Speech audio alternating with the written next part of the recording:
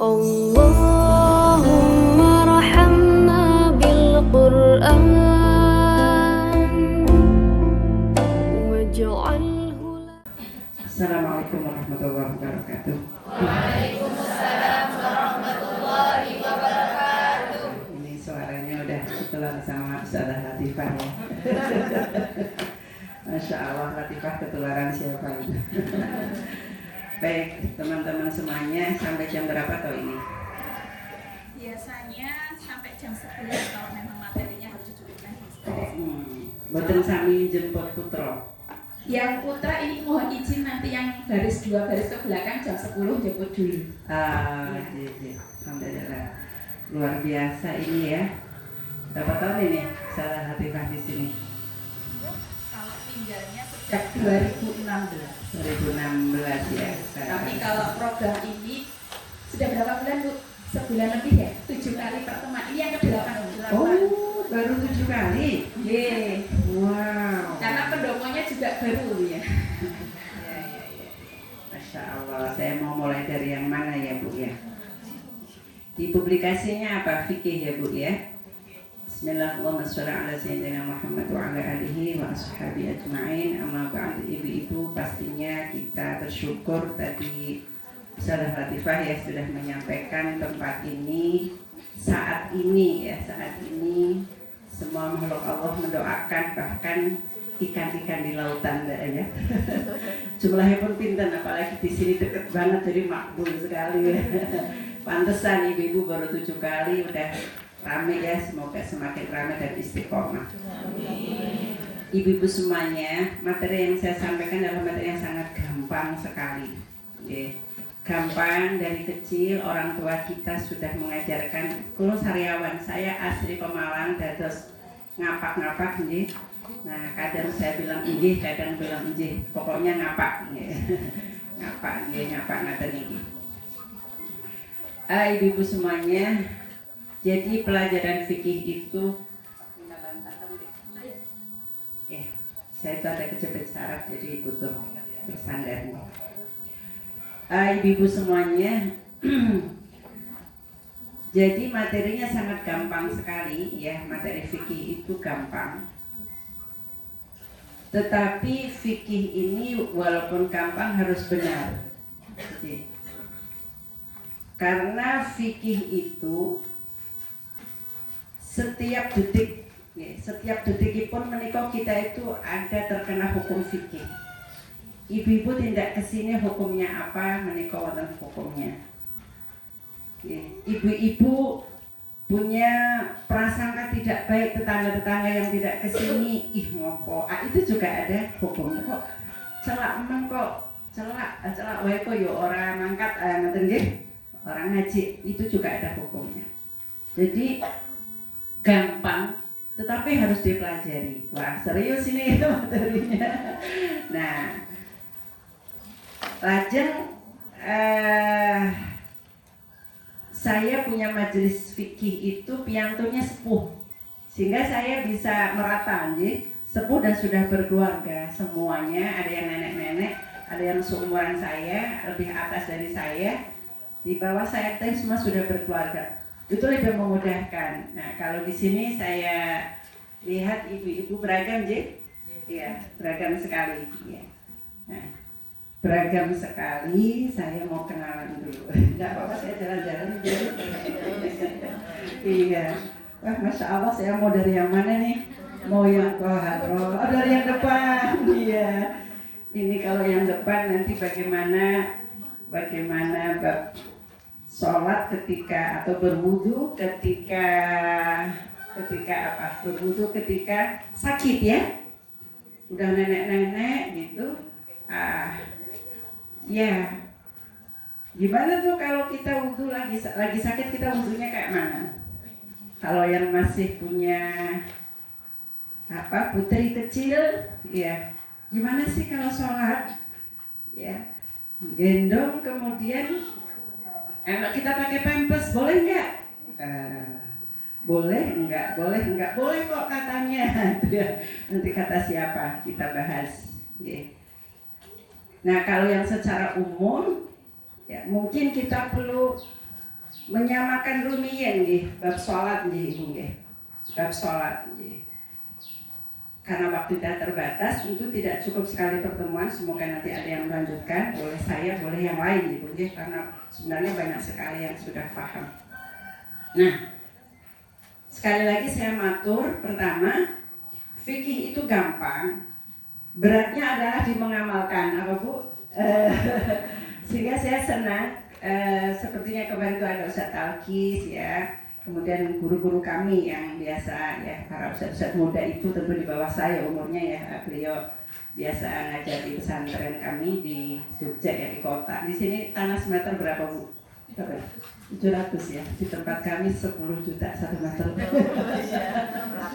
Jadi santri itu menetap di kamar segitu tuh udah harganya seberapa itu?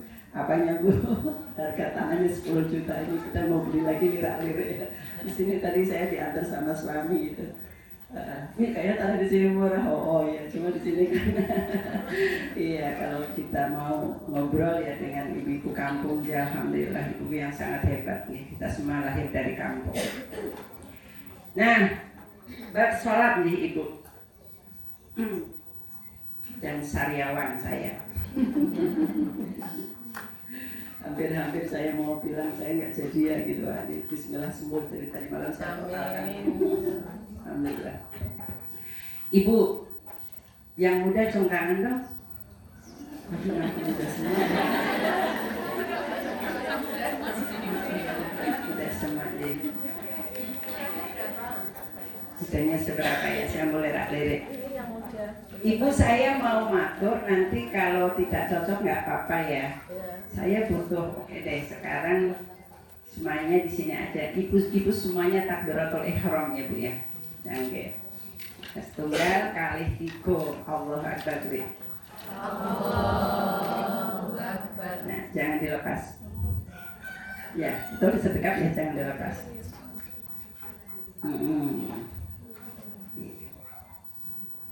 Kalau maju berkenan? Boleh? Nah, tuh kan nanti yang nenek-nenek gak suka yang kayak gini, makanya saya nenek-neneknya sama enggak ini belajar TPA. Sudah cukup, boleh dilepas dengan ke sini maju semuanya. Yuk. Semuanya ke sini.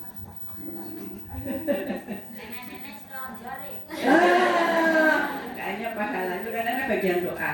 Ya, doakan kami. Monggo. Oh iya?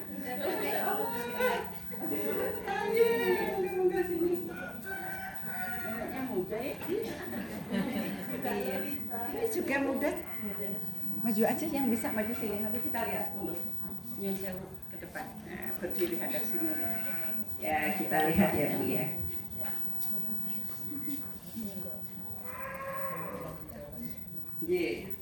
Cukup ya segitu ya contoh ya. Iya.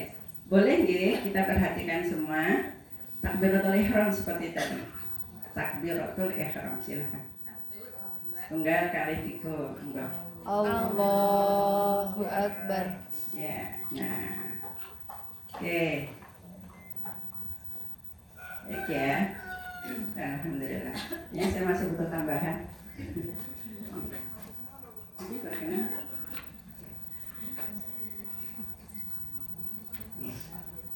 Ibu kerja mana kerja nih? Ya.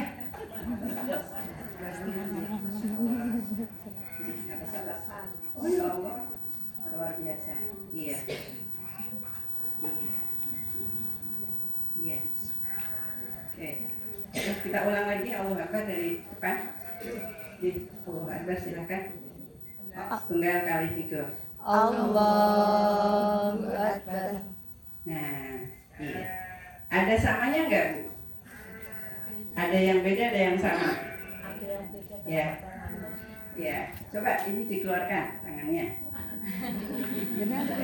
Nah, ya, beda-beda ya Bu? Ibuku suka bertanya nggak kenapa beda-beda? Iya. Nggak usah bertanya ya.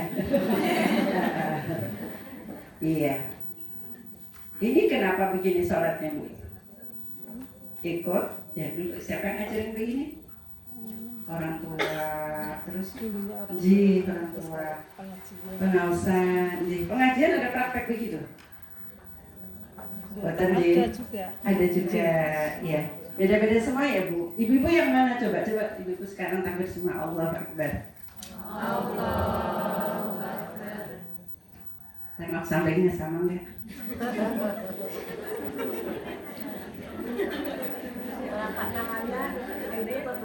Ah ya, wah, ya. Ini sudah ada yang bertanya, telapak tangannya begini atau begini ya? Gimana tadi bertanya ibu hadap samping. Ibu-ibu kalau sholat telapak tangannya ada yang begini, ada yang begini. Oh gitu ya. Yang benar yang mana? Ayo, yang benar yang mana? Terus yang begini salah?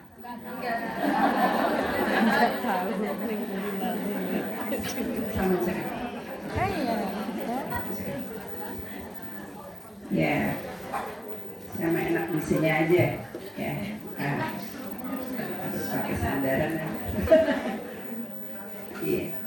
Saya kadang bawa kursi yang ada sandarannya di lantai itu ya, Masya Allah. Ya itu. Baik, kita boleh belajar itu ibu-ibu. Tapi ibu-ibu ngertos, kalau kita sholat, ya, tidak mengangkat tangan, ya, sah apa mboten? Ya. Ibu sampai tepan aku dengan sampingnya. Sudah saling kenal?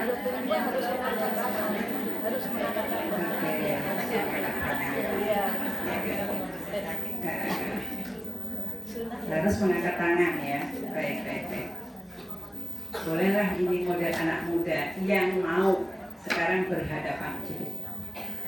Ibu tepan dengan triplek sambil dipegang satu orang. Sekarang berhadapan. Berdua ya. Nggak bisa ngantuk.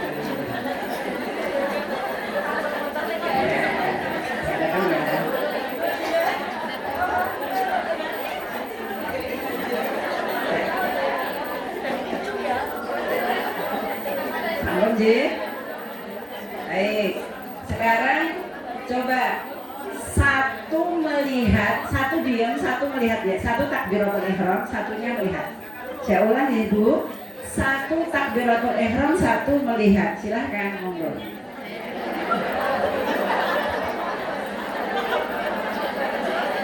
Nah, gantian.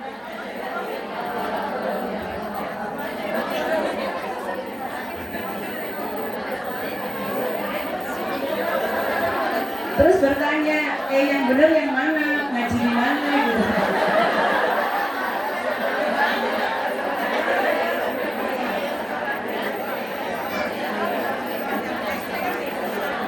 Yang benar yang mana? Yang benar yang mana?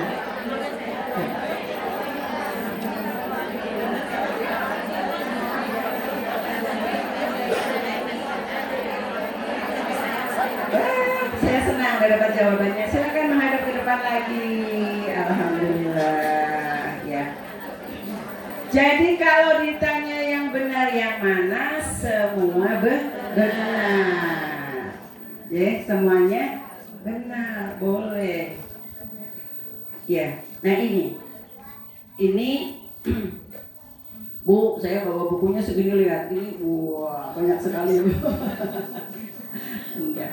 Ini belum ke bawah semua. Dalam arti tadi yang saya bilang fikih itu gampang, tapi harus belajar dengan benar. Nenek-nenek, ya macam-macam ya. Saya dulu di kampung, ibu saya itu sedih sekali karena ini saya kalau mau praktek, ibu kerson apa tadi? Karena tata cara sholatnya tidak sama dengan. Jadi ibu saya sedih karena adik saya begitu kuliah di Jogja, sholatnya nggak sama gerakannya dengan ibu saya. Oh gitu ya. Wah susah itu ya. Terus adik saya merasanya itu yang paling benar. Wah, gimana dong? Jadi fikih menika gampil tapi harus dipelajari. Ya. Nah, terus Ibu, seharusnya perbedaan pendapat itu tidak harus dipelajari ketika memang tidak menghadapi. Tapi begitu kita banyak YouTube, kemudian terutama kami saya dari orang kampung banget ya, kemudian banyak sekali mahasiswa Indonesia, pelajar Indonesia ya, yang belajar di Mekah, yang belajar di Mesir ya. Nah, kemudian mereka pulang, wah gitu, pulang ke Indonesia. Mereka sudah belajar. Terkadang yang pulang dari Mesir, pulang dari Mekah, terkadang kurang menyesuaikan. Ya, terkadang ada yang benar yang ini, yang paling benar yang ini. Itu terkadang, tidak semua. Kenapa Bu? Tidak semua. Jadi kalau pesennya guru-guru kami, ya kamu boleh belajar ke Mesir, kamu boleh belajar ke Mekah, boleh belajar ke Madinah, tapi pulang gitu, pulang kamu harus kembali kepada tanah air sesuai dengan dulu yang dipelajari di Indonesia. Agak bingung Bu jadinya Bu. Kenapa yang di Mekah salah? Tidak juga. Ya, tetapi bagaimana ketika kita sekolah di luar negeri kita tidak membingungkan, ya tidak membingungkan masyarakat yang ada di tanah air. Ibu, terus tadi yang saya sampaikan, yang tadi Ibu sudah praktekkan, semuanya boleh dilakukan. Kenapa? Yang pertama Bu, mengangkat tangan itu hukumnya sunnah. Kenapa Bu? Sunnah. Karena kita sudah berdebat dulu. Ya, mau sedekapnya di sini, mau di sini boleh. Itu sunnah. Bahkan kalau anak kita belajarnya di Mesir, kebetulan anak saya sekolahnya di sana. Ya, udah selesai, nanti mau lanjut lagi insya Allah. Jadi di Kairo itu, di Al-Azhar ibu-ibu, itu guru-gurunya para dokter atau doktorahnya di sana akan mengajarkan bab ibadahnya, terutama bab sholat, ya Bu, mengikuti guru-guru di Indonesia atau sipun kitabnya pun sami, referensinya sama. Nanti kalau yang dari Sudan maka disesuaikan dengan Sudan, jadi dipisah, Indonesia dengan Sudan dipisah, begitu. Contoh, kalau di Sudan, niki kula acak rumiyin Ibu. Nggih, acak menika kita mau bicara menapa mangke niki prolog nggih. Nyuwun sewu sak menika berpasangan lagi, monggo berpasangan lagi. Nggih. Baik. Satu jadi keran, satu wudhu. Ibu wudhu persis seperti Ibu biasanya wudhu, monggo.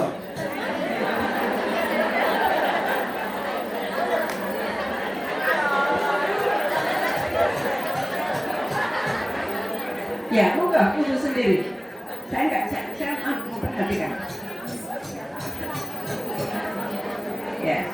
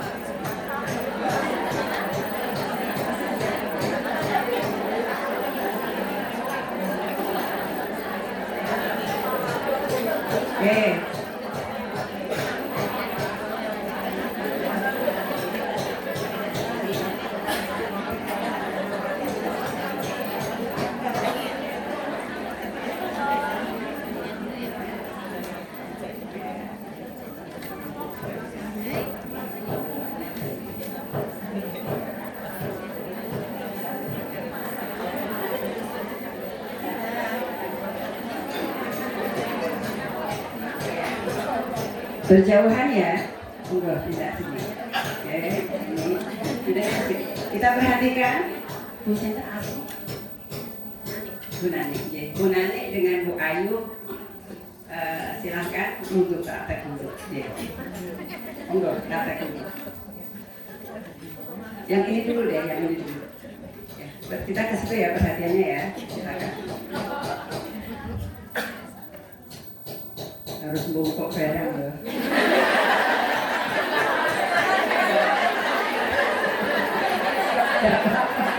Kalau saya juga bisa, tapi juga cara. Tidak apa-apa loh.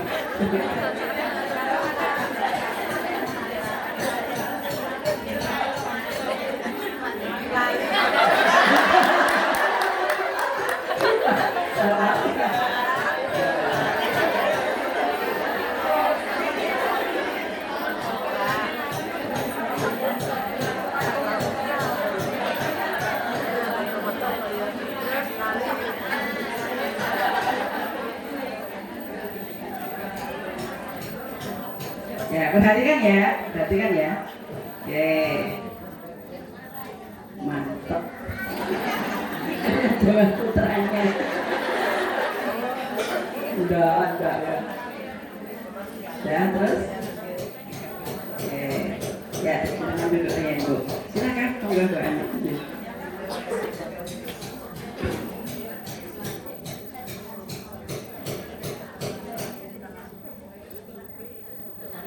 Monggo. Dia 3 kali Pak. Ya, terus.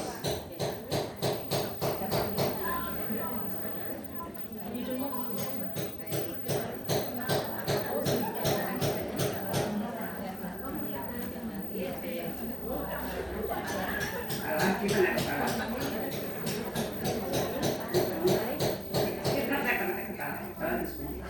Mengusap kepala sih, mengusap kepalanya. Tangan satu, tangan dua. Ini kerjaan persis.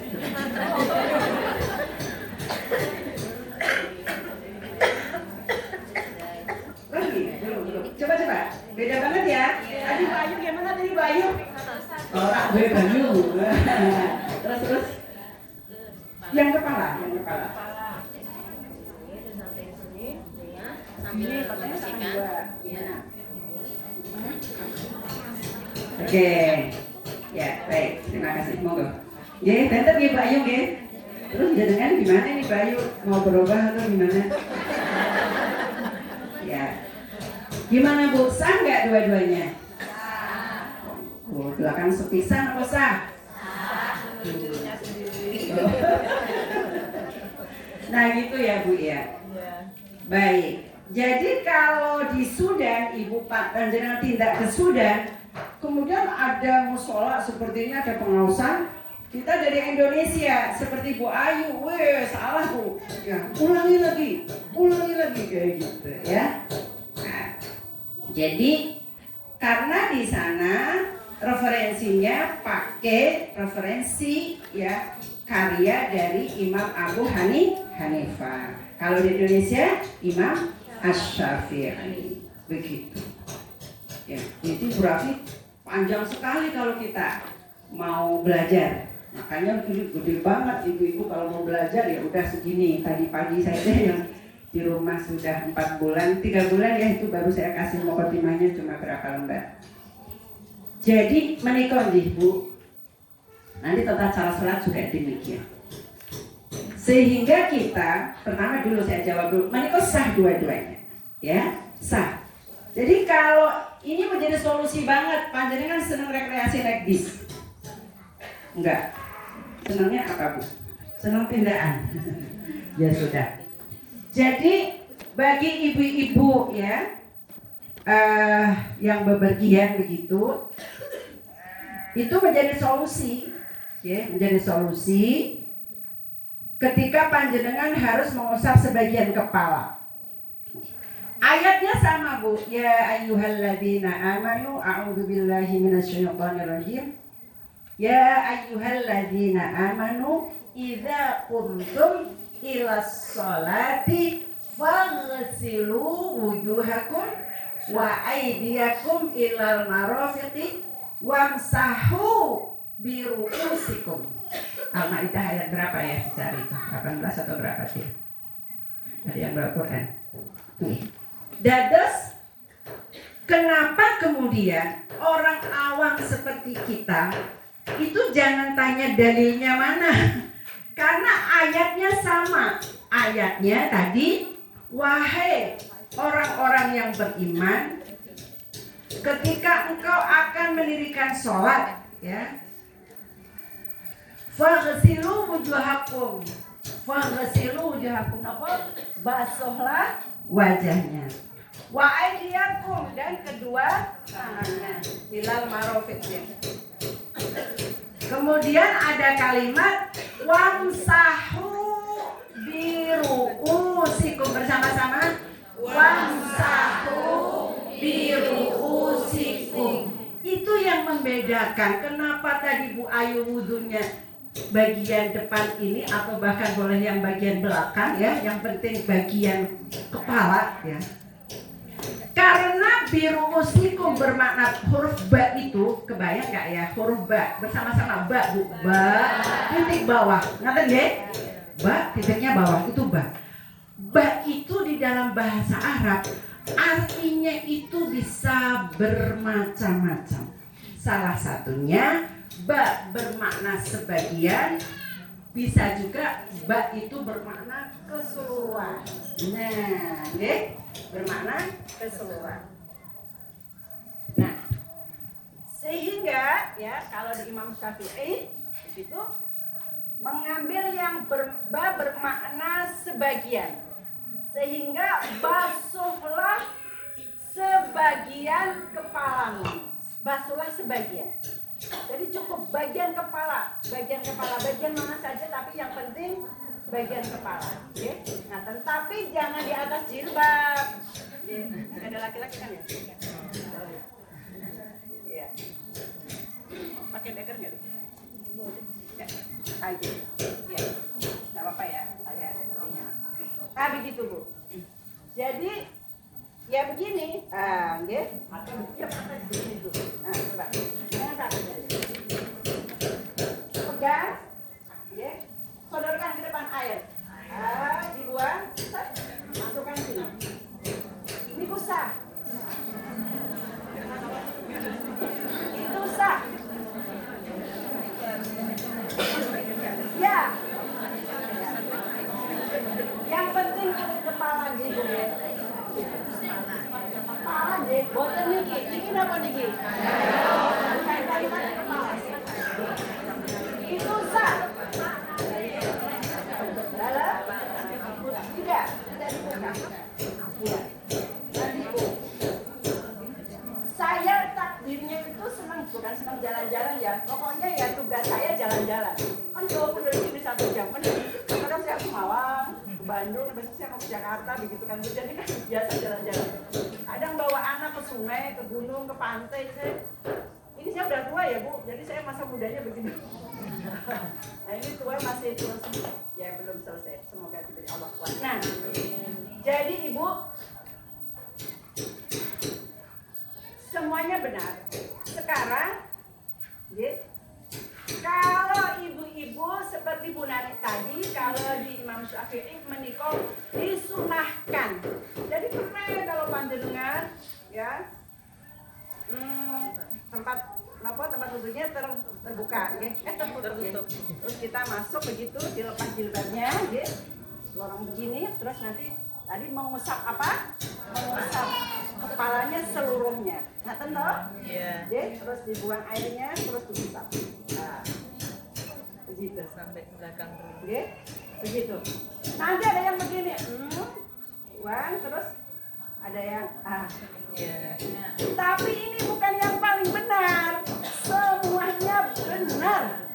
Sampaikan ke samping. Semuanya benar. Sampaikan ke samping.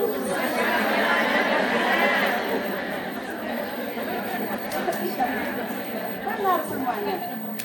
Begitu. Ya. Pokoknya Muhammadiyah NU sami mawon. Ya. Sami. Saya juga ngajar di Muhammadiyah, saya juga ngajar NU. Ya udah, memang sumbernya sama. Dan kita nggak ngomongin Muhammadiyah, tapi udah tahu ya semuanya benar ya. Muhammadiyah itu baru lahir tahun berapa? Yang muda googling lah, Muhammadiyah lahir tahun berapa? Tuh kan, 26 atau 12?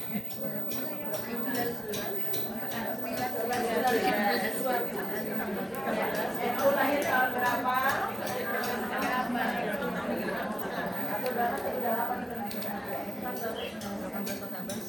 Alumnya saja, tunggu ya.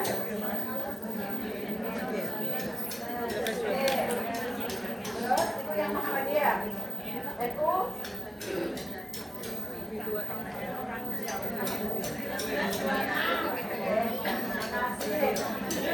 Jadi kalau NU 1926 lahirnya. Kemudian Muhammadiyah 1900 Imam Syafi'i.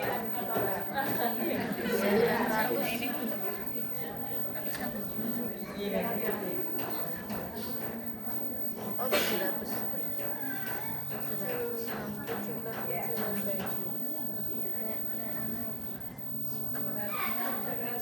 Berapa Bu?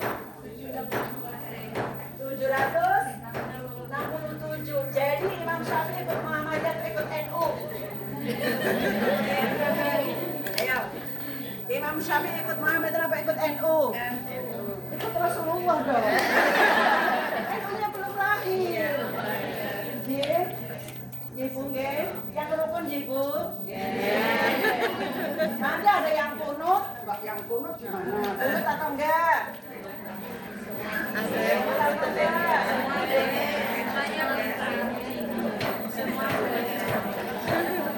Nanti loh Mas. Ya itu saya pancing-pancing. Ya, saya pancing-pancing. Itu kan kunut hadisnya dhaif. Dah. Yang kunut lanjutkan. Yuk bilang sampaikan. Yang kunut lanjutkan. Yang kunut lanjutkan. Lanjutkan.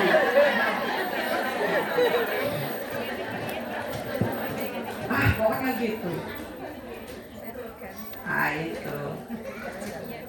Yang nggak kunut ya lanjutkan. Yang tidak kunut lanjutkan.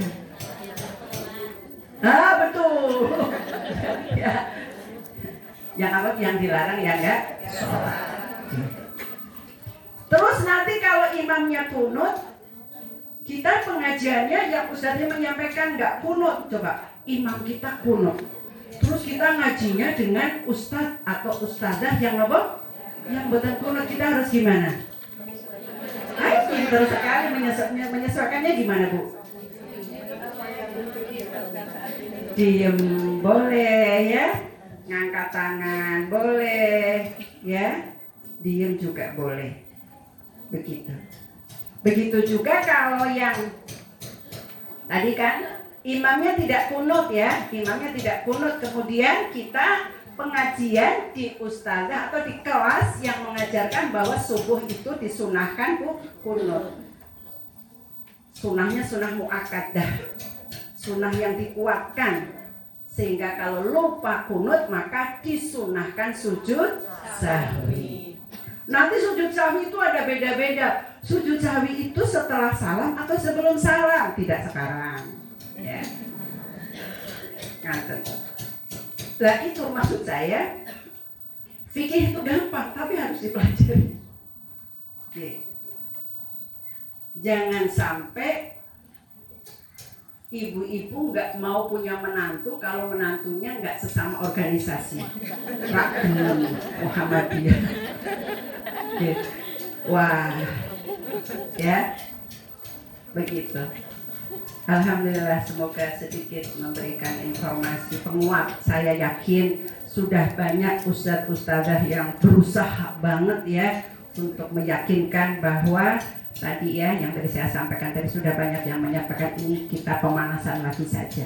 Meskipun terasakan di ibu nanti memang ada yang memang itu nggak nggak harus sama. Nanti ada ya. Itu pun nanti terus ada sedikit gambaran apa boleh nggak sama nanti sedikit. Ya, satu. Sekarang ini dulu. Kalau imamnya tidak kunut, kita pengen kunut, caranya gimana?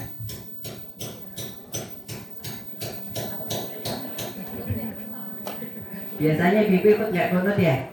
Ya sudah, ikut nggak kunut saja. Ya paling gampang seperti itu. Ya. Ada si rinci, tapi saya harus pasti dulu kenalannya lebih lama lagi biar ibu pulang jangan bingung. Ya. Jadi itu wajar, ibu saya wajar sedih karena sholatnya beda sekali ya. Coba ibu-ibu ada tempat sujud nggak di situ? Satu sujud, satu melihat, ya silakan. Beda nggak? Ya, monggo sujud. Kalau sujud ke atas sendiri. Ya, monggo semuanya sujud pasangannya. Ya. Ya. Sujud ya. Ya, satu sujud, satu tidak. Nah, oke, dilihat. Monggo. Satu sujud. Berpasangan, Ji. Ya, berpasangan. Satunya sujud, satu tidak. Ya, terus saya lihat. Monggo. Saya lihat. Monggo, saya akan lihat. Jangan lepas dulu. Ibu tetap sujud dulu. Saya mau lihat dulu. Ya.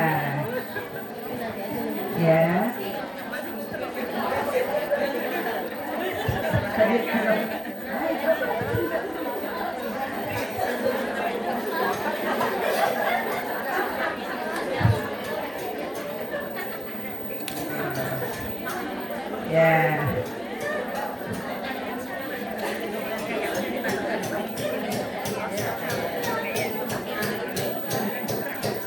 Ya, di sini ya, biar kelihatan.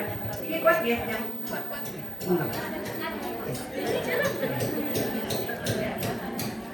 Ya, hadap mana nih? Hadap sana ya. Oh ya udah, berarti dengan di sini di belakang atau jalan di depan. Yang satu sini. Oh, satu di sana. Satu di sana.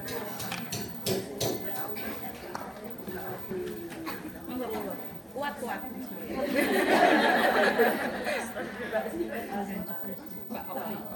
Silakan, kita lihat sih. Ya silakan. Jilbabnya boleh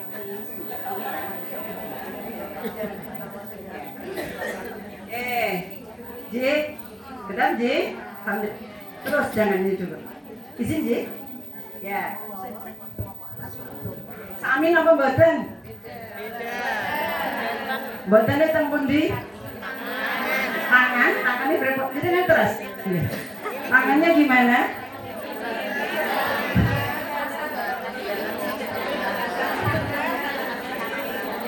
Terus ini sikutnya, coba perhatikan sikutnya. Sikutnya begini satunya. Coba jenengan praktek yang ini, praktek yang Bu Okta. Coba praktek yang Bu Okta. Ngaten Ji? Oke, jenengan coba praktek yang Bu Okta.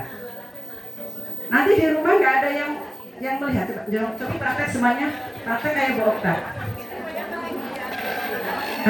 Ketinggian ya, cuma praktek aja ya. Gitu ya. Sekarang praktek yang Mbak Ovi, coba praktek yang Mbak Ovi. Ya. Sampun Bu Ovi dan Bu Okta cekap. Apa dulu di sana? Ini juga sama. Jadi adik saya yang dulu sholatnya seperti Bu Ovi, terus berubah jadi kayak Bu Okta. Wah, mama saya bingung. Ya. Nah panjenengan kalau sholat, ya ini sih sudah zamannya sudah terbuka. Mama saya mau udah terbuka sekarang ya. Nah, jadi itu betul, itu tuh di Indonesia kebanyakan seperti Bu Ovi, Bu Okta boleh juga. Jadi, nanti dalilnya solu kama ro'aitumuni usolli. Solu sholatlah kalian kama ro'aitumuni sebagaimana engkau melihat aku sholat. Nabi kan laki-laki ya. Nah nanti di kitab jurnal, di kitabnya, di referensinya, di keterangannya, nanti di situ ada perbedaan di Imam Syafi'i itu ada perbedaan sholatnya laki-laki dengan perempuan. Nanti yang satu nggak mau tahu, pokoknya Rasulullah bilangnya shollu kama ra'aitumuni usolli, kenceng-kencengan seperti itu. Jadi, padahal itu tidak harus. Terus monggo terasakan yang tadi sholatnya tangannya di luar, atau di dalam boleh. Semua ada referensinya. Ibu mau tahu belajar bahasa Arab dulu, ya. Ya memang kita bisanya seperti itu. Ya kalau saya ya belajar dua-duanya, karena saya mengajar di kota, ya di kota. Ustadznya kan beragam sekali. Jadi kami tinggal di tengah-tengah itu atas Pobong tau ya, Sarjito ya. Sarjito itu kan masjidnya banyak sekali tuh. Wah itu. Ya udah, ya masjid itu banyak. Rumah kami aja tuh Darussoleh itu ya udah semuanya tuh masjid. Kayak gitu. Jadi monggo Bu. Nah, yang nggak boleh beda adalah Al-Fatihah. Apa Bu? Nah, kalau ini jadi kalau Ustazah Latifah di sini sudah cukuplah, pokoknya kalau sekampung ini sudah bisa baca surat Al-Fatihah. Pun surat yang lain nggak apal pun nggak apa-apa, tapi itu Al-Fatihah harus benar. Ya, Al-Fatihah harus benar. Nah, benar itu pun nanti jadi beragam sekali. Ya, Ustazah Latifah semoga bisa bijaksana di sini. Tidak semuanya orang bisa fasih. Ya. Coba, dulu awal-awal saya belajar saya gerah Bu. Kalau saya dengar Ustadz, beliau doktor bahkan profesor, itu kalau dalil kok nggak seperti yang diajarkan ya gitu. Nah, jadi coba ibu bersama-sama baca An'amta, coba. An'amta. An'amta apa An'amta? An'amta. Yang benar yang mana?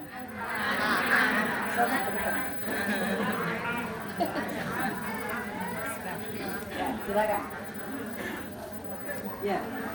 An'amta. An'amta. Ya. Nah, jadi tak boleh saya membahas taknya. Ya. Ya. Ainnya. Ya. Saya membahas ya taknya. Begitu ya. Tak ya. Tak itu boleh tak, boleh ta. Ya. Hak itu nepiantun sepung nggih radi napa nggih radi dangu. Nggih. Dados pareng ta bareng ta. Nanti Ar-Rahman juga sama. Allah. Nah, coba. Ayo. Ha-hi-hu. Ini angel.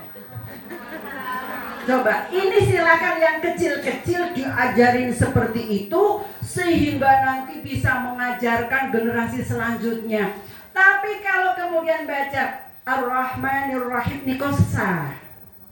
Nggih. Ha-hi-hu mboten. Nggih. Ha-hi-hu. Enggak harus ha. Enggak harus ar-roholah. Oke. Tapi itu benar ada tuh. Tapi kalau anak saya ajarin begitu ya. Nah, coba. Ya, aneh ya. Ar-Rahman. Coba lagi. Ar-Rahman. Ikut Amah ikut Ustazah Latifah yang pakai. Ayo gitu coba. Ayo. Ar-Rahman. Sarung. Ar-Rahman. Lagi 3 kali. Ar-Rahman. 2 kali lagi. Ar-Rahman. Ar-Rahman. Sip, lanjutkan nanti guys sama Ustazah Latifah dan timnya. Ya, kita kesini yang pakai bedak siapa ini ya? Wah, kesini aja bedakan, ya kan? Mandi juga, masa sih sholat itu kan untuk Allah, ya kan? Ya, luangkan waktu untuk lebih memperindah bacaan, memperindah menikok boten suaranya yang indah. Nek suara menikok sudah nggak bisa dirubah leres. Tapi yang bisa dirubah tadinya hanya makhrajnya, tingkatkan lagi menjadi tambah sifatnya. Itu nanti ada makhrijul huruf, ada sifatul huruf. Ya, jadi nggak harus tadi. Ar-Rahman juga sama. Ini sulit lagi nih Ar-Rahman. Coba sama Latifah. Oh, coba. Ro ya. Ro. Coba Ibu sulit kan? Coba. Ro. Coba. Ro. Sulit ya. Ro. Tapi Ibu sah kalau Ibu baca Ar-Rahman boleh. Ya nggak boleh Ar-Rahman. Boleh. Boleh Ibu boleh. Jangan udah. Silakan. Tapi lagi-lagi yang muda-muda ini kita ajarin. Yang muda-muda belajar lagi, ya. Saya sangat mendukung. Jadi dulu ini juga kalau nggak boleh izin ini, kalau tahsinnya belum betul. Tapi saya harus bijaksana. Dia kuat. Sampai jam 12 malam nggak bisa. Ulangi tak tinggal nanti. Saya datang lagi, bayangkan ngajarin satu santri sampai jam 12 malam. Ya. Begitu. Monggo duduk lagi. Jadi begitu ya, nanti Ustazah Latifah kita lihat siapa yang mampu untuk lebih difasihkan lagi, siapa yang cukup, yang penting sah. Jadi, jangan sampai nenek-nenek kesulitan. Karena saya pernah ngajar ibu-ibu, bubar ibu-ibu. Saestu, ya, saya pernah bubar. Karena tadi saya udah kan, udah pokoknya sah, ya. Ar-Rahman boleh. An-amta tadi boleh, an-amta boleh. Dan nanti yang lainnya. Bo juga sama ya, bo. Walau itu kan kalau istiqolah, walau bolin boleh atau walau bolin. Itu susah yang kayak gitu. Ya, ada sifatnya namanya istiqolah. Baik, begitu. Nah, yang nggak boleh beda adalah surat Al-Fatihah. Karena jumhur ulama yaitu Imam Asy-Syafi'i, Imam Malik, Imam Ahmad bin Hanbal semuanya mewajibkan kita sholat harus baca surat Al-Fatihah. Kalau di Abu Hanifah nanti beda lagi, nggak usah dipelajari dulu ya. Tapi ini butuh saya sebagai orang yang mengajar, saya harus belajar. Misalkan ada orang baru masuk Islam, belum bisa apa? Kemarin yang masuk Islam, iya, jadi sholat, ya kita yang nonton Allahu Akbar gitu kan, sudah, ya cukup, tidak harus baca Fatihah nanti. Tapi itu untuk orang yang baru masuk Islam. Jadi kalau ibu-ibu kan, masya Allah, ya semoga Allah jaga nikmat iman Islamnya, amin Allahumma amin. Jadi tadi sudah dapat pelajaran apa saja Bu? Beda tapi benar. Ada hadisnya enggak? Semua ada hadisnya. Ya, ada hadisnya. Cuma ibu-ibu hati-hati, terutama yang muda-muda.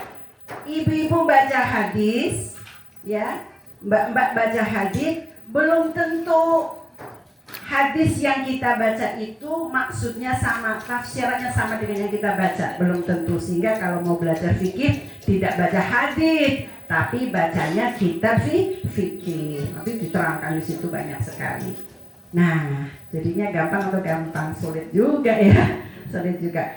Tapi kan Allah adil, yang kayak panjenengan sudah ikut guru panjenengan, ya. Alhamdulillah di Jogja semuanya ada. Jadi panjenengan lanjutkan lagi. Baik, begitu nggih perbedaannya. Sampai di sini dulu. Ada pertanyaan nggak? Belum ada. Baik. Sekarang, ada yang bertanya belakang. Betul. Sekarang saya mau bertanya, jam berapa nih? Jam 10 lebih 10. Kita sampai jam berapa? 11 ya. Ya, baik. Sekarang saya mau bertanya, ibu-ibu, kalau harus mandi besar ya. Mandi besar itu kalau laki-laki berarti mandi basah. Kelas berapa ya ini adek ya? Kelas berapa dek? Kelas 3 alhamdulillah ya. Nanti mungkin SD atau SMP ya. Ada namanya mimpi basah ya. Nah gitu. Nah, itu dikenalkan yang seperti itu ya. Saya dulu waktu anak saya haid ya Bu ya, itu masih SD. Waktu itu saya sedang ada di penginapan. Terus anak saya mandi di kamar mandi, main-main begitu. Nah adiknya bilang, Umi, Mbak haid. Nah mbaknya bilang, enggak kok gitu. Nah karena mbaknya bilang enggak, ya sudah. Tapi begitu saya ke kamar mandi, saya lihat di kamar mandi ada darah. Wah, terus saya langsung teratap gitu ya. Teratapnya apa? Karena begitu anak kita sudah menstruasi atau anak kita sudah mimpi basah, maka anak kita sudah harus melaksanakan perintah Allah. Sholatnya harus dikerjakan, sudah harus. Nutup auratnya sudah, ya Allah, saya teratap gitu ya. Allah. Terus begitu Abi pulang, suami pulang, ya, saya bilang sama Abi, anak kita sudah happy. Saya itu nangis begitu. Ya Allah, semoga Engkau kuatkan ya. Saya nulis surat buat anak saya, ya, begitu. Saya tulis dan suratnya disimpan. Sekarang anak saya udah punya anak lagi. Masya Allah, disimpan ya suratnya begitu. Nah, ketika perjalanan, ya, dari mana? Perjalanan dari penginapan waktu saya ada di Kudus. Nah, anak saya ambilkan di toko. Ya, di toko, ayo mampir beli hadiah. Gitu. Ya, merayakan ya. Merayakan, saya bilang sama anak saya, Mbak, kalau Umi bepergian, Umi ngajak Mbak dan ngajak adik. Umi membawa tas, terus Umi mau kamar mandi. Jadi Umi mau kamar mandi, kira-kira tasnya Umi titipkan ke Mbak atau ke adik? Ya ke aku lah. Sip. Kenapa? Karena Umi percaya sama aku. Begitu juga Allah. Jadi mulai hari ini Allah sudah percaya Mbak mampu melaksanakan perintah Allah. Wah, rasanya Mbak. Anak saya laki-laki dengar, enak aja Mbak head aku. Wah, kesempatan. Kamu nanti kamu mimpi basah gitu ya. Jadi kan Mbaknya tadi dapat hadiah. Iya, dapat hadiah kan. Head pertama dapat hadiah. Saya bilang nanti kamu mimpi basah. Wah, betul, SMP begitu bagi bapaknya ya. Jadi prestasi banget ya. Luar biasa kalau kemudian anak laki-laki ketika mimpi basah berani bilang sama orang tuanya, ya aku tadi malam mimpi basah. Barokallah, selamat ya, kamu benar-benar laki-laki siap. Oh, kira-kira begitu. Nah, ini pendidikan seperti ini di tempat ini kayaknya juga perlu dihidupkan. Bagaimana kita mendidik anak, menyiapkan sebelum balik. Karena anak-anak sekarang itu bukan salah mereka, bukan Bu. Jadi jangan bilang, anak-anak sekarang mah, memang mereka juga tidak meminta zaman seperti ini. Kita sendiri yang melahirkan, ya. Mereka tidak meminta, sehingga tenaganya, effortnya, energinya, waktunya itu betul-betul kita luangkan banget untuk memperhatikan anak-anak. Yang jadi nenek-nenek boten usah nyalah-nyalah ke bocah ora sopan gitu deh. Bisa kan anak kita bertamu nggak sopan sedikit, oh ya belum balik, nggak apa-apa. Jangan semua ditegur, salah semua, nanti bingung anak kita. Kalau kita suka nyalah-nyalakan anak, kan nggak enak. Akhirnya anak larinya kemana? Ke tetangga. Tetangga anaknya main HP. Sedih Bu, kemarin saya tuh mau ngaji. Terus diantar kayak gini tuh sama suami, biasanya jadwalnya bareng, ya kadang bareng gitu ya. Terus diantar. Terus saya mau sholat duha. Saya lihat liburan sih ya Allah. Apa yang bisa saya lakukan Ibu? Segerombol 3 anak awalnya. Saya deketin. Hai, apa ya? Asik sekali. Ini Bu. Iya. Akhirnya kita obrol bareng. Mau nggak? Gak usah nonton, tapi Umi jajan apa? Nanti aku jajan nih, Ibu jajan mau nggak? Mau Bu, boleh ya. Sampai nanti terus tuh Ibu ngajar di situ ya. Nanti tuh kita janjian di situ. Jadi sedih. Itu HP punya siapa? Gitu. Punya bapak. Bapaknya tidur. Oh iya. Bapak kerja di mana? Bapak jualan di Beringharjo. Ya iyalah jam segitu bapaknya lagi istirahat toh. Karena nanti malam kan dia akan cari uang. Jadi masya Allah Bu. Ayo sarang-sarang kita semua. Yang punya cucu, cucunya disayang, sampun dicewer, sampun diteplak, sampun ditrototi. Ya sarang-sarang monggo berpun, monggo. Ayo sarang-sarang monggo. Yang gak ada cucu disayang. Sarang-sarang.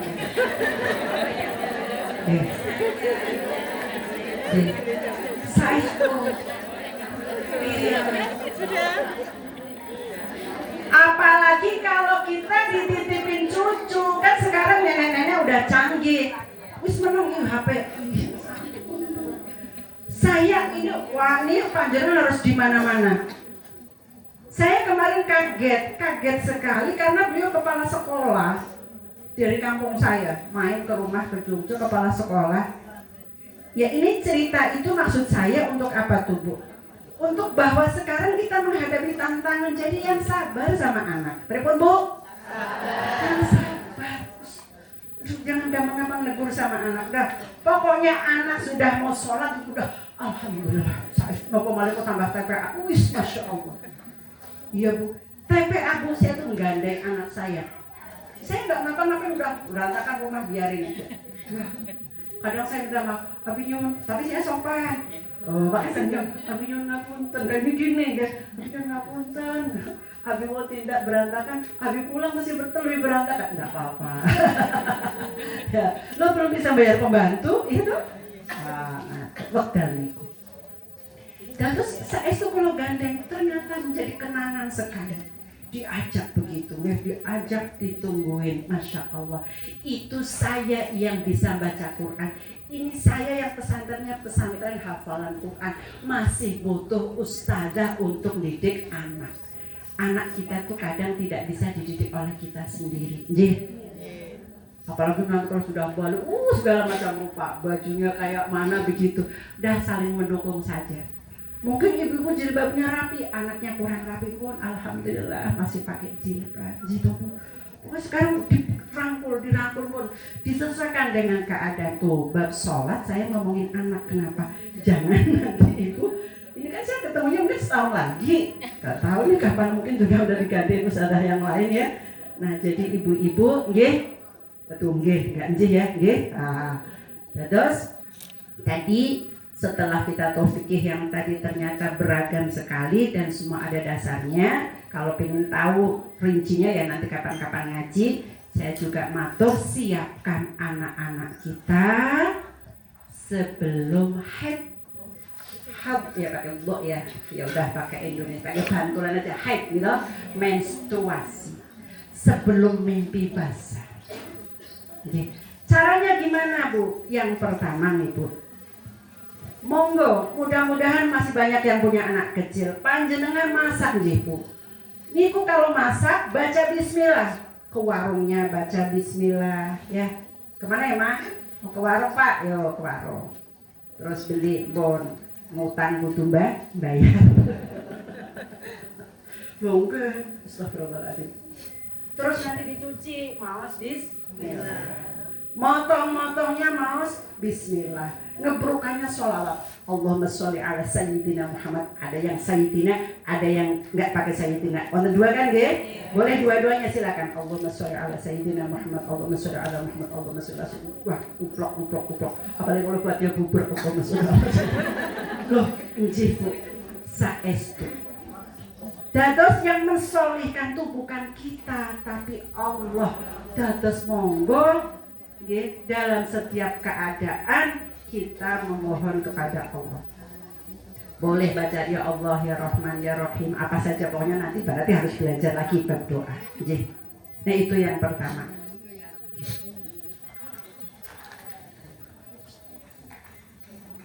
Disuguhkan juga senang. Jadi kan kalau menyuguhkan makanan sarapan biasanya gimana?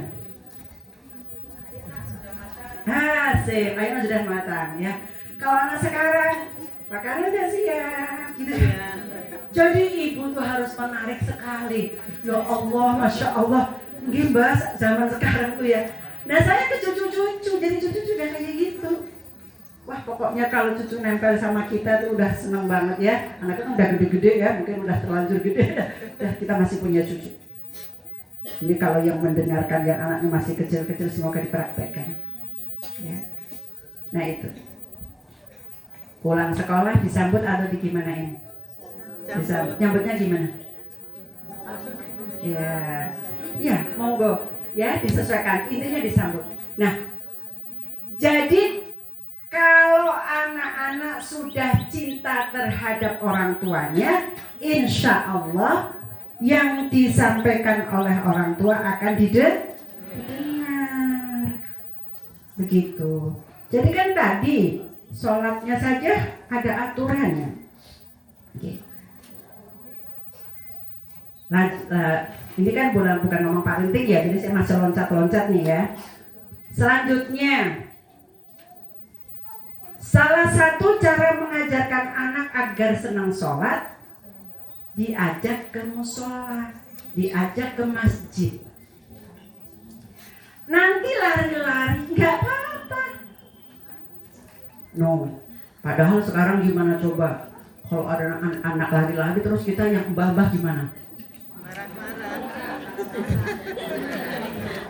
Mbak, assalamualaikum Mbak.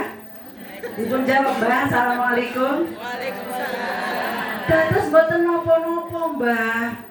Kalau anak kita tidak mau lari-lari di masjid, mereka sini azan, sini pegang HP. Sekarang HP kan semua ya, dari mulai presiden sama semua tuh semua. Iya, Masya Allah. Nanti kalau kemudian cucu kita lewatin orang sholat, boleh nggak? Masih kecil loh. Masih kecil boleh. Kapan ini nanti dibahas bagaimana mengajarkan sholat kepada anak kecil. Jadi anak tuh lihat bagaimana kita sholat, bagaimana kita ngajak ke masjid, anak itu terkesan sekali. Ya, ini masih banyak Bu. Nanti gimana kalau anaknya ngompol di masjid loh? Pakai pampers, gitu. Boleh nggak gendong anak pakai pampers? Nggak boleh, ya. Nah ini lanjut ya, pampers, loncat lagi bab toharoh. Tadi bab sholat belum selesai, langsung bab toharoh, loncat-loncat. Jadi kalau iya berapa tahun ya? Pakai pampers itu berapa tahun sampai berapa tahun kira-kira? Oke. Nah begitu setahun 2 tahun mungkin ya. Iya 2 tahun masih ada ya, tergantung. Jadi pakai pampers, kalau pampasnya baru ganti dan yakin insya Allah ketika sholat ketika sholat anak kita nggak pipis, berarti boleh digendong. Okay. Tapi kalau udah pakai pampers 2 jam kemungkinannya sudah pipis, maka ketika sholat jangan digendong. Nah terutama nanti kan kalau sholat Idul Fitri. Tapi kalau jalan nggak apa-apa. Jadi sholat itu gampang apa gampang? Gampang apa gampang? Iya. Gusti Allah mah baik banget. Kita mau kesini ketemu teman, bajunya disetrika dulu. Kalau mau kena kita itu disetrika atau kelambruan? Ya, sholat pakai daster bolong, pakai kira di situ lagi. Allahu Akbar gitu. Boten nopo-nopo, itu baiknya Gusti Allah. Sehingga apa yang dimohon oleh Allah, panjenengan atau kita semua ngelampaui. Salah satunya Gusti Allah menikah remen sangat dengan tempat seperti ini. Sehingga saya itu nggak cuma senang ngajar Bu, saya tuh senang ngaji. Ibu bisa kebayang? Ibu nggak tahu condong catur ya? Tahu. Ya. Pokoknya saya itu dari bayi, anak saya bayi itu saya senang ngaos. Saya sebagai pendengar, kata niku nipas gitu ya.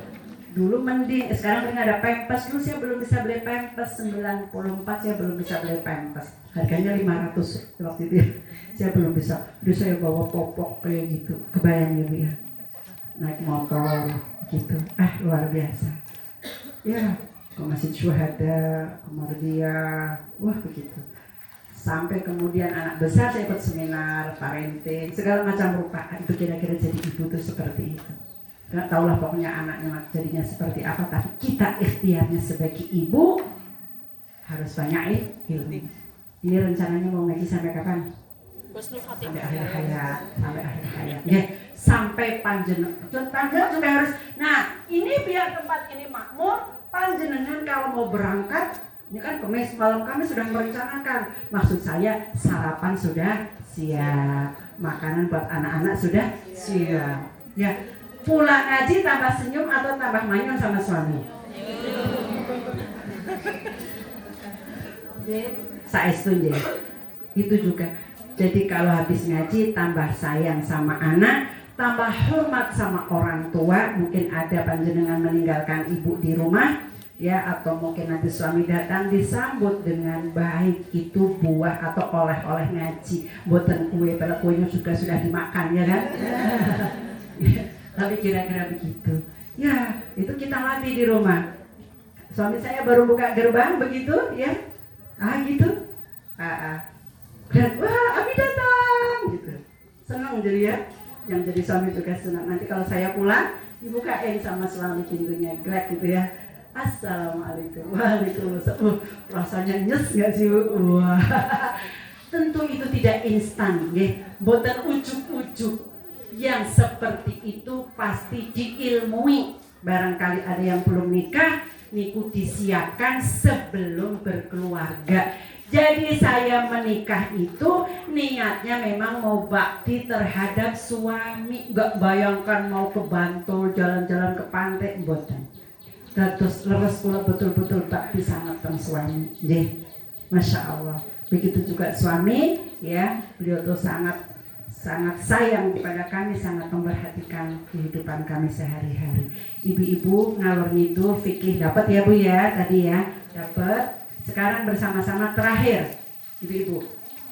Sekarang, ibu-ibu, sholat itu ada rukun dan ada sunnahnya. Sekarang bersama-sama kita nyanyi Indonesia Raya dulu. Ya, Indonesia. 1, 2, 3. Indonesia tanah airku, tanah tumpah darahku. Apa semua ya sampai selesai insyaallah ya. Oke, sekarang Pancasila. Pancasila. 1. Tuhan yang Maha Esa. 2. Kemanusiaan yang adil dan beradab. 3. Persatuan Indonesia. 4. Kerakyatan yang dipimpin oleh hikmat kebijaksanaan dalam permusyawaratan perwakilan. 5. Hafal pasti. Ya Allah, hebat. Sekarang Ibu perhatikan, konsentrasi, perhatikan. Bersama-sama ya, selancar Indonesia Raya, selancar Pancasila. Perhatikan. 1, 2, 3, sebutkan rukun sholat. 1.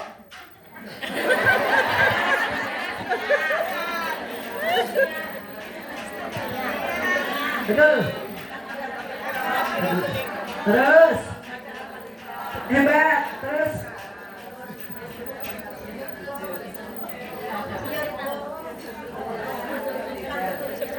Yo, dah, yuk, boleh jangan rasan-rasan, ayo, silakan. Berdua lagi, 1, ayo berdua lagi.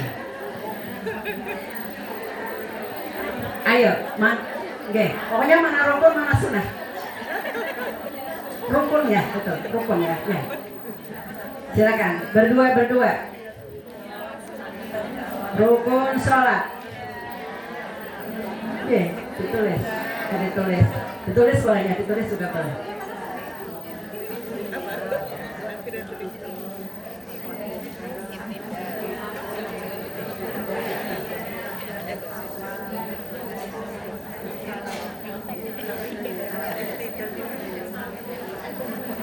Ini kalau ada foto tak rekam ini, jalannya direkam ini lucu banget. Udah penuh belum ya, Dek? Itunya loh di antara 2 sujud.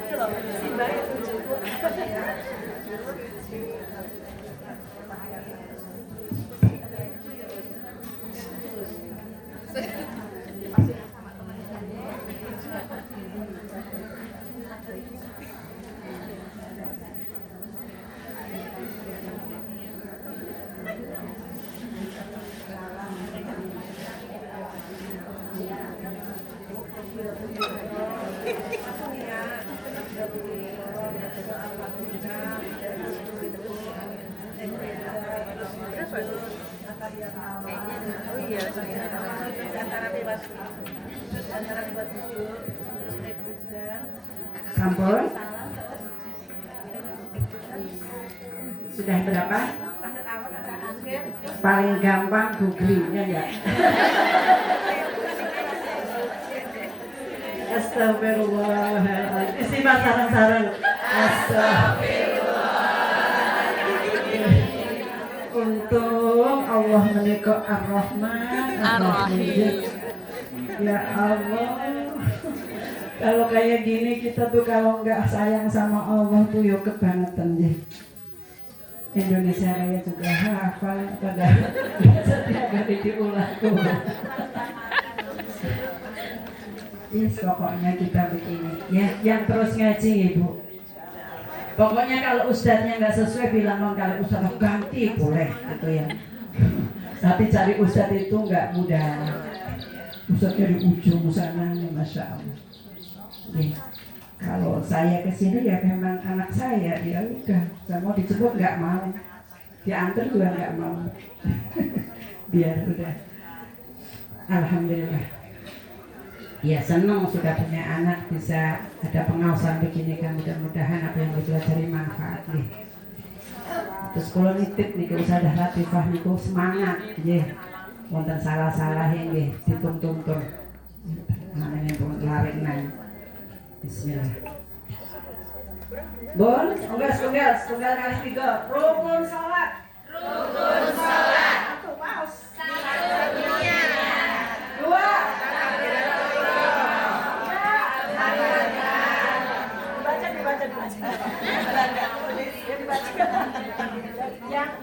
Tulis dibaca. Yang apa? Tunggal kali 3. Rukun salat 1. Iya. 2. Takbiratul ihram. 3. Al-Fatihah. Terus rukuk. 3. Sujud. 3. Sujud. Tasyahud awal. Tasyahud awal rukun apa sunnah?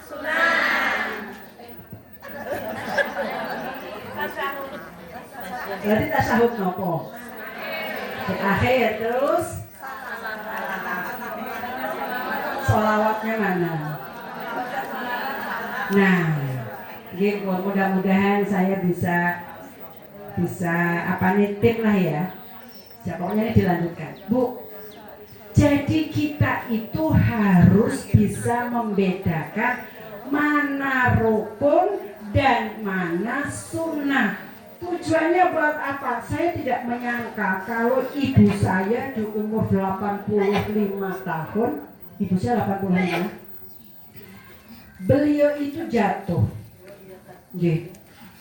Nah, jatuh ternyata apa Bu? Tulang ibu ya. Tulang, kami kan rumahnya Pemalang.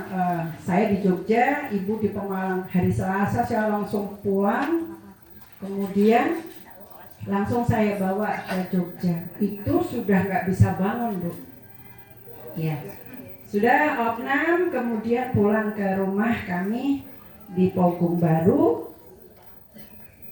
Terus ibu saya ajak sholat.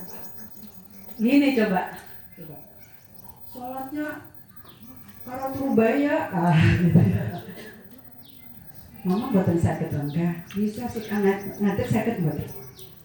Bisa, tapi wedi ya, takut. Nah, untungnya ibu saya seperti panjenengan rajin ngaos. Ngantos buatan ngajar. Ibu kula petani, wonten Sabin, nggih. Bapak kula nggih petani. Dipun titipi sami jamaah ngaten niki nggih mboten selami niki nggih teng kampung ngaos nggih Pak Yai ngaten. Tapi tadi ibu saya itu senang ngaji, kemana-mana ngaji, dan ngajinya memang di sana sama ahlinya. Jadi ketika kemudian saya ingatkan, Mama udah 85 tahun kan udah 10 ya, Mama kayak ngaten apa mboten? Sholat menika sholat fardu kedah berdiri, menawi boten dicepengi, dipegang, menawi boten bersandar. Iya nyongkan betul. Mama sholat. Nah, terus Mama baca surat Al-Fatihah. Nah, saya kasih tahu, Mah, tidak usah baca surat. Jadi langsung Allahu Akbar, langsung baca Al-Fatihah, habis itu ruku, habis itu tidak. Habis itu sujud. Sudah. Nggih.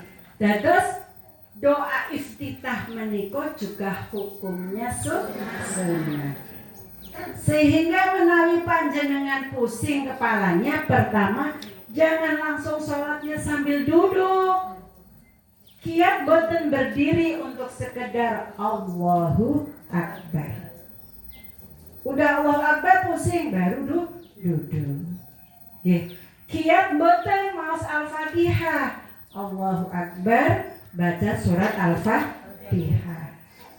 Habis itu boleh duduk. Intinya Bu, saya ingin mengajarkan di sini, tapi waktunya udah habis. Nanti berdua. Kalau ibu salah nggak apa-apa. Ya kalau ibu salah tuh yang takut tuh saya, Bu. Ya, karena ini saya tuh ada tanggung jawab untuk menyebarkan. Betul sering kulo ngajar bantul itu ngajak tiang hafal Al-Qur'an. Sakniki kulo ngajak tiang belajar fikih ingkang gampil bab sholat kali bab toharoh. Kapan kita diperbolehkan tayamum, kapan kita nggak boleh tayamum, kapan sholat boleh duduk, kapan nggak boleh duduk. Tadi saya sholat sunnah duha di mobil, ngeringkel begini, ya tiduran. Kan saya sakit kalau naik mobil, saya harus tiduran seperti itu. Atau saya banyak tiduran, tidak harus, tapi saya banyak tuh karena kalau keronjang sakit. Nah, ya tapi kan saya ada mobil, jadi kemana-mana bawa mobil. Nah, jadi ibu, kalau sholatnya sholat sunnah, ibu jualan di pasar. Nopo sih jual selondok misalnya, Bantul tuh jualan apa biasanya? Ya selondok lah begitu ya, bungkusin selondok. Nopo opak ngantuk, Sholat ibu, sholat tahajud, sholat nopo nggak? Sholat sunnah ya. Allah, boleh Bu. Kalau sholat sunnah boleh duduk. Tapi kalau sholat fardu diusahakan dengan sangat berdiri. Kakinya linu. Wah, sekarang kan banyak ya kaki linu ya. Ya kaki linu. Datang dari sini kan ini masjidnya. Wah, ya. Datang. Coba perhatikan, pegangan kan biasanya, Bismillahirrahmanirrahim. Dah. Jalan. Bisa kan? Bisa jalan nggak? Bisa berdiri nggak? Jadi jangan langsung duduk di kursi jeglek. Allahu Akbar baru duduk di kursi. Kalau tadi bisa jalan. Tapi memang benten. Kadang bisa jalan tapi untuk berdiri lama nggak kuat. Bu, ini jangan dibuat sulit ya Bu. Memang harus dipelajari. Saya butuh waktu untuk bertemu ibu-ibu atau mungkin nanti ada yang mewakili. Praktek yang paling gampang. Aslinya masalah itu gampang. Menjadi sulit karena ilmunya belajar setelah tua. Makanya nanti ada drama, dibuat drama tuh TK seperti itu, atau nanti drama sholat apa gitu ya. Ya jangan masih kecil diajarin begitu. Soalnya ngajarin sunnah dan rukun ini pun kalau buat anak-anak agak sulit. Anak saya kalau diajarin gitu dulu ya, kan rukun kan sunnah milah, ya kan. Jadi mungkin kalau masih kecil-kecil diajarin yang sempurna dulu, doa iftitahnya yang sempurna, semuanya yang sempurna. Nanti bertahap ditunjukkan mana sunnah dan mana rukun. Dan jam 11 ya Bu. Nah itu Bu, pasti Ibu tidak puas. Iya banyak banget ya, belum nyangkol, memang belum. Jadi sadari memang itu saya baru nebak seperti itu. Mau yang mana dulu? Ya, jadi banyak sekali itu yang harus dipelajari seperti itu. Nanti cara saya ngajar pun harus beda-beda sama nenek-nenek sama mbak-mbak yang masih muda. Ya. Ini belum lagi kalau kita kesiangan. Ibu pernah kesiangan bukan? Pernah. Atau pernah kerja di sawah. Kerja di sawah nggak dengar adzan, ya. Ternyata sudah asar, wah. Atau sudah duhur, ya duhur. Sudah duhur, pulang ke rumah sudah jam 3 kurang 15 menit. Wah. Ini mandi dulu atau langsung sholat? Tergantung situasi. Terus pundi?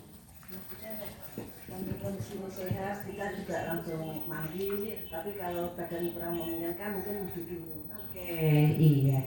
Kalau mau sholat harus mandi nggak? Tidak. Ya. Jadi ibu bunda ini harus bisa membedakan mana najis dan mana kotor. Kalau kotor buat sholat boleh. Kalau najis tidak boleh. Coba. Tapi kan boten sopan, leres. Ya, leres. Gitu. Tetapi intinya Gusti Allah itu baik banget. Nggak apa-apa kotor.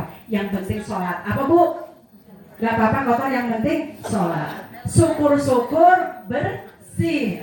Gitu ya. Aula namanya lebih utama. Baik. Jadi ini tadi bu. Ya, saya tutup.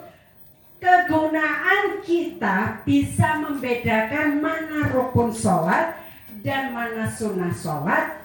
Ini kepake banget kalau kita kesiangan. Misal, saya kesiangan sholat subuh, kesiangan bangun.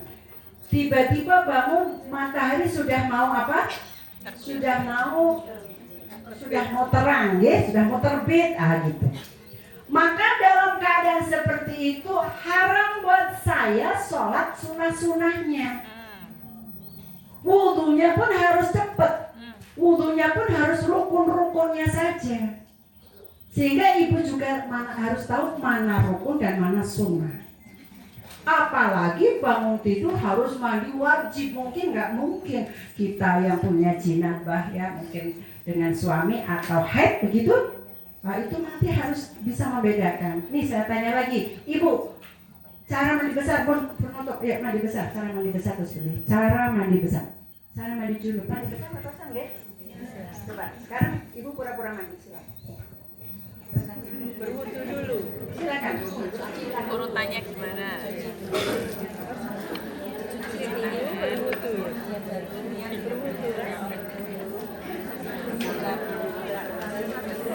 Seluruh badan.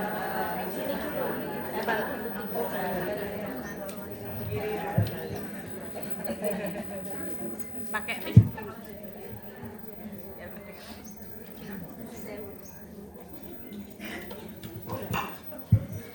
Bismillahirrahmanirrahim. Membersihkan kemaluan dulu, kemudian kita berwudu, kemudian siram bagian sini kanan 3 kali, siram bagian kiri 3 kali, kemudian diguyur seluruh tubuh 3 kali. Ada yang berpendapat langsung yang wudhu tadi terakhir gitu ya, atau boleh langsung gitu. Terima kasih. Sekarang mana yang rukun, mana yang sunnah?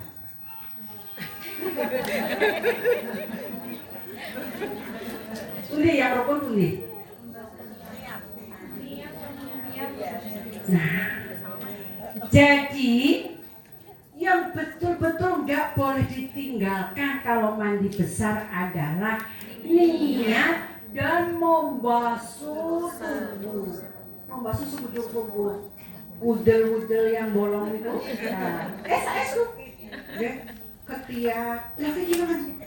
Lah gimana ini Vicky? Ibu-ibu yang punya putra dokter atau perawat itu orang melahirkan ditonton nggak? Itu untuk keselamatan apa? Keselamatan tubuh ya, seperti itu. Nah ini kan sholat. Jadi ya udah ini basah semua. Jadi anak-anak kita harus tahu ya, barangkali anak-anak kesiangan. Jadi yang rukun itu hanya niat dan membasuh. Sudah. Adapun wudu hukumnya sunnah. Tapi sunnah dikerjakan atau dikerjakan? Dikerjakan kalau waktunya luas. Kalau matahari sudah terbit maka kita haram wudu. Loh sampai haram. Kalau kemudian dengan kita melakukan sunnah, kita meninggalkan wajib sholat subuh. Nah, tadi bingung deh. Kalau langsulin ibu. Terus kalau kita mandi besar. Mandi besar itu ibu sudah tahu semua ya. Nah itu habis haid dan yang lainnya. Nah maka yang wajib betul-betul nggak boleh ditinggalkan adalah niat. Ada niat ya niat. Niat itu ya nggak ada ciduk di sini. Nah, ya udah. Ini ya. Bola niat mandi besar lillahi ta'ala bersama-sama. Bola niat mandi besar lillahi ta'ala. Di hati coba sandang seperti itu. Gitu ya. Jadi niat itu tempatnya di hati. Kalau bahasa Arabnya nawaitul khusa li rafil hadatsil akbar. Ah gitu. Ya, boleh Arab boleh, tapi di hati. Oke. Kalau di mulut boleh. Mulut boleh, tapi kalau mulut bilang hati enggak boleh sah. Tapi kalau mulut dan hatinya bilang boleh. Nawaitul khusa li rafil hadatsil ya akbari ilaika. Tapi ini kita niat gitu ya. Kapan-kapan kita bicara niat. Terus tadi, yur, apalagi pakai shower, atau di kolam renang, tambah jujur sekali.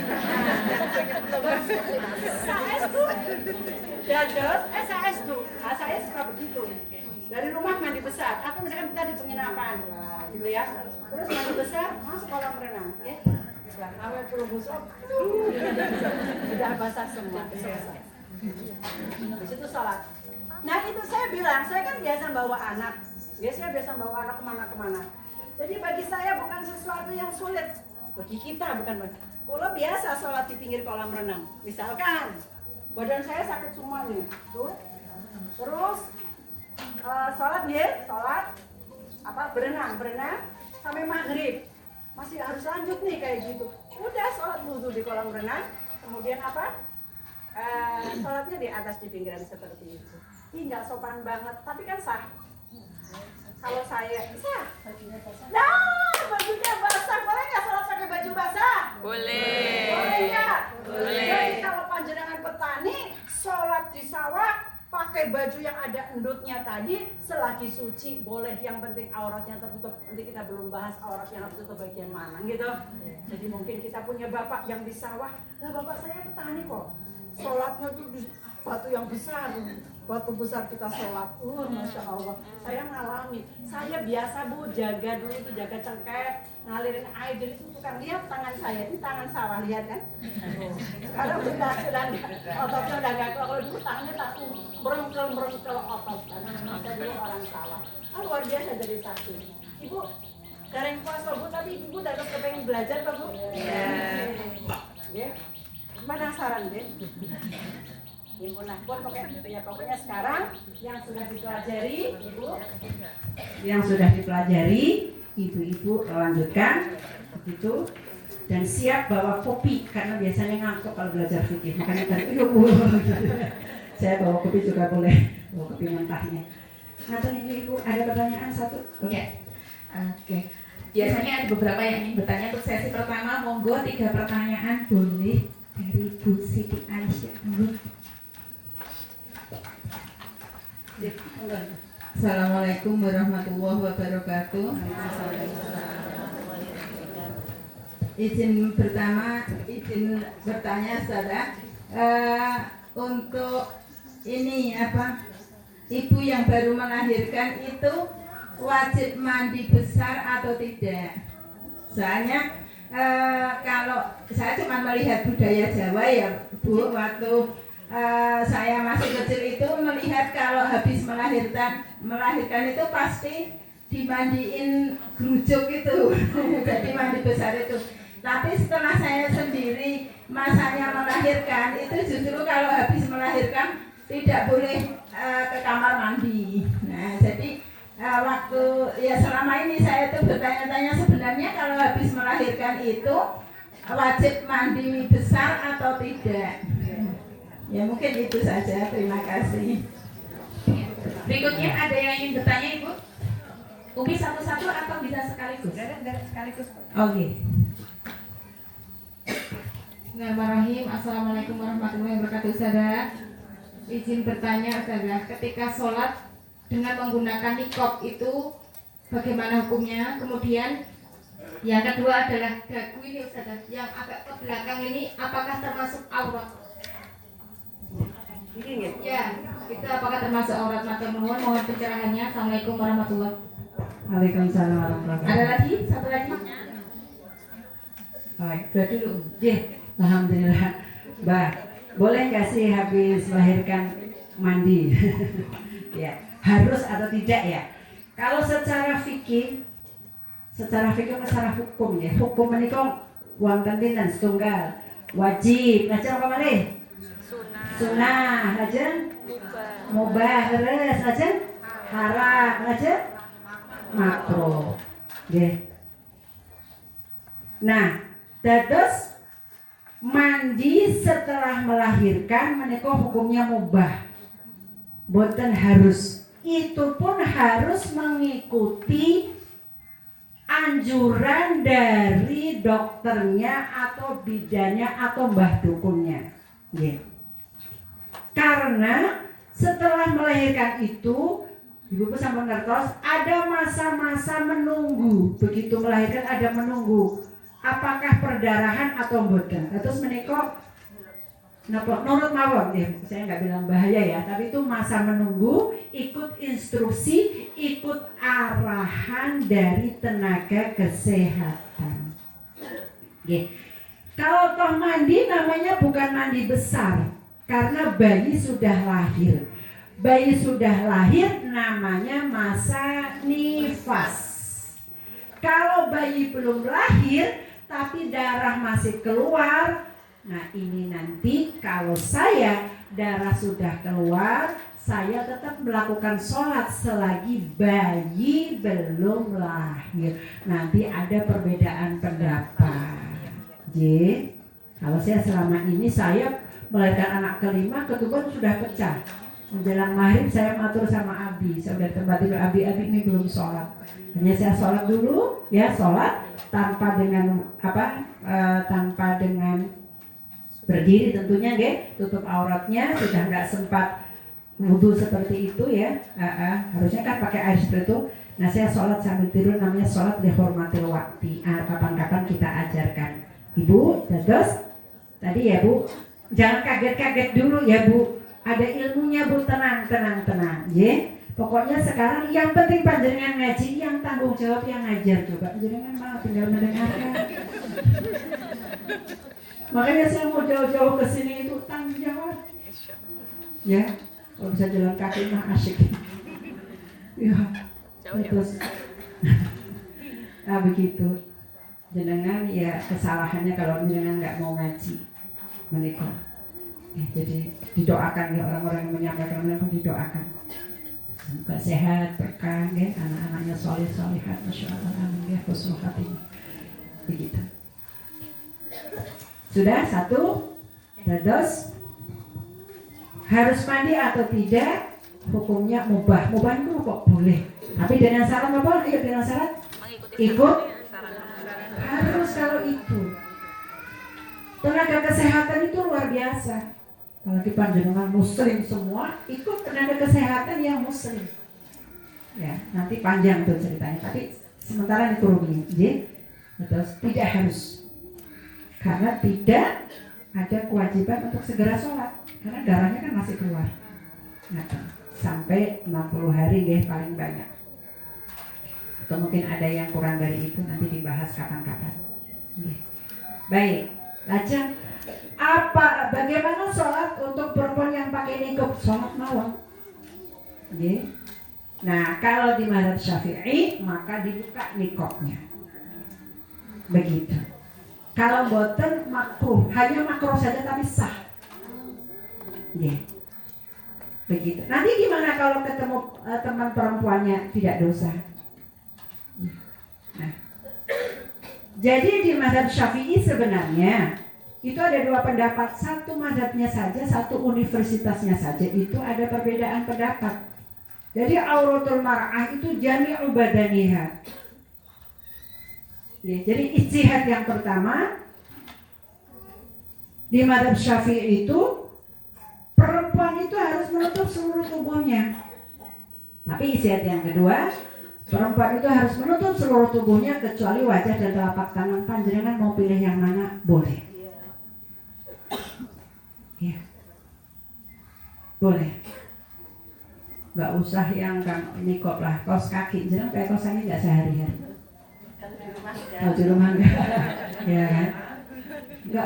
Gak usah nih kok, kaos kaki saja sudah perbedaan pendapat. Begitu kalau saya pakai. Tapi saya tidak menyalahkan panjenengan yang di sawah, di pasar. Kebayang. Iya kan? Ke sawah atau mungkin pembantu rumah tangga, ya. Pembantu rumah tangga itu mulia sekali. Saya mah takdim Bu sama pembantu rumah tangga Bu. Iya Bu. Iya.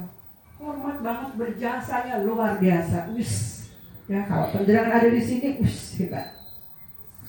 Coba sih kita berperan sebagai apa semua, jadi tukang. Panjenengan mau tidur di bawah pohon, betul turun kan. Jadi kalau sama tukang juga yang hormat tuh, saya jadi kemana-mana ya. Begitu. Pokoknya gitu ya. Dan terus secara fikihnya seperti itu. Cuma makruh saja.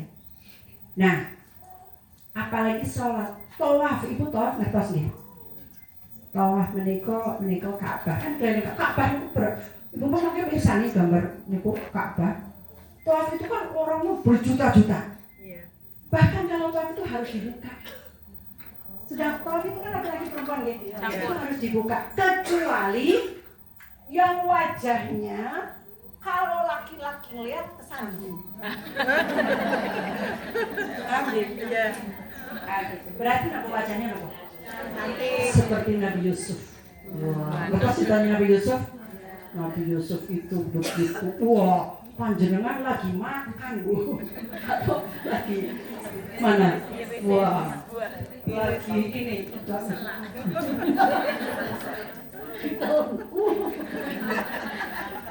Karena melihat Nabi Yusuf. Jadi Nabi Yusuf masuk langsung. Nah yang seperti itu, wajah yang sampai membuat laki-laki tergoda itu boleh ditutup. Ya, tapi kalau tawaf harus dibuka. Nah, tapi nanti perbedaan pendapat lagi, ya, ada yang pendapat sedikit. Jadi persis seperti ibu nanti bilang, nanti enggak. Juga pernah enggak? Ada tetangga sakit. Dokter yang satu bilang operasi, yang satu enggak pernah begitu? Nah, kira-kira begitu. Tapi ini contoh yang tidak persis, tapi kira-kira. Nah, karena yang bicara adalah dokter, kita kan bukan orang ke dokter, berarti kita ikut siapa? Pilih salah satunya kan?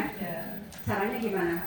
Tanya lagi. Ya seperti contoh nih, suami saya tiba-tiba Lebaran tahun 2003, kalau 2004 ya, itu ke mana PK Muhammad itu suruh operasi. Saya kaget. Operasi gitu kan? Harus saya telepon sama yang lain kan? Gimana kayak gitu? Dijelasin. Ya Umi, ini kalau enggak segera dioperasi pecah. Oh baik. Jadi kan banyak saya mantap pakai operasi. Yang satunya kan misalkan tidak boleh begitu ya. Nah jadi begitu ya contohnya nanti. Makanya tadi Bu, tadi kan Ibu pasti dengar ya banyak YouTube dan ustaz-ustaz kita menyampaikan perbedaan pendapat. Dagu aurat bukan. Nah aurat atau bukan? Di mazhab Syafi'i aurat. Jadi kalau sholat begini. Ya.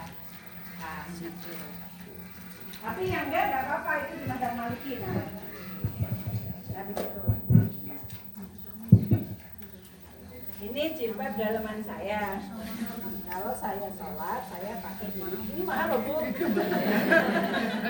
Saya beli di Beringharjo. Ini kan ini ada gininya ya. Tapi yang tidak juga ada mazhabnya, mazhab Maliki boleh jadi. Nah tapi kan jenengan bukan Bu, jadinya nanti saya jangan bingung ya Bu ya. Jangan bingung. Begitu. Tapi saya kalau ngajar satu dulu. Karena pengajian kami di Darus Sholihat itu setiap hari, saya ngajarnya satu dulu. Karena nggak boleh kemudian, nggak boleh misalkan ini contoh ya Bu ya, contoh nih. Bu, kalau di mazhabnya Abu Hanifah nggak pakai kaos kaki nggak apa-apa. Iya. Iya kan. Tapi di mazhab Abu Hanifah Bu, kenapa takut? Serius banget. Ya. Kalau di mazhabnya Abu Hanifah itu kurban. Ngertos kurban? Bulan apa kurban? Jenengan ada korban mboten? Setiap tahun kurban apa mboten? Di sini banyak kambing dan banyak sapi. Memangnya dipotong. Jadi kalau di mazhabnya Abu Hanifah, kalau nggak kurban dosa. Jadi jangan mazhabnya campur-campur kan?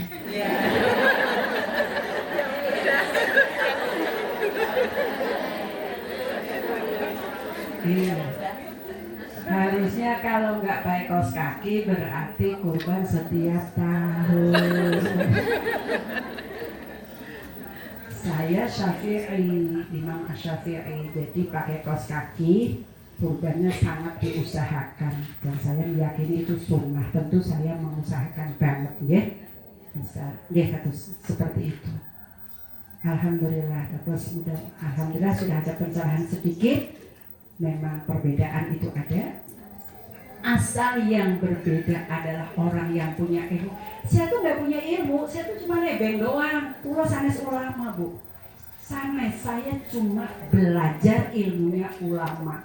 Yang tadi berapa, Mbak? 700 berapa tadi Masehinya? 767. Masya Allah. Jadi saya nggak ikut Muhammadiyah, nggak ikut NU.